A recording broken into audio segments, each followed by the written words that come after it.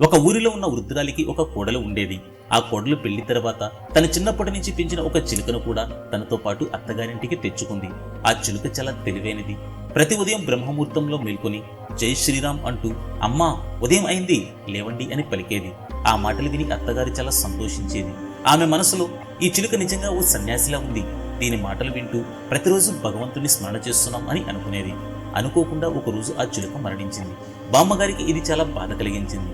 చిలుక చనిపోవడంతో ఆమె ఆహారం తినకుండా మంచం పట్టింది.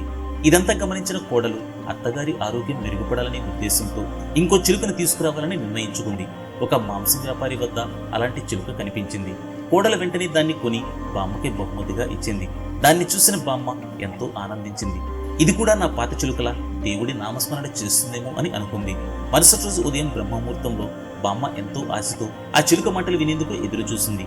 కానీ ఆ చిలుక ఏమీ ముసల్దానా, ఇంకెంతసేపు నిద్రపోతావు, త్వరగా లేచి నాకు ఆహారం పెట్టు, లేదంటే నీ కళ్ళు గిరిచేస్తా అని పలికింది. ఈ మాటలు విన్న అత్తగారు ఆ చిలుకను పట్టుకుని గట్టిగా బయటికి విసిరేసింది. మనం ఎలాంటి వాతావరణంలో పెరుగుతామో అలాగే మన మాటలు మన ప్రవర్తన ఉంటుంది. మంచి వారితో మెలిగితే మంచి బుద్ధులు అలవాటవుతాయి.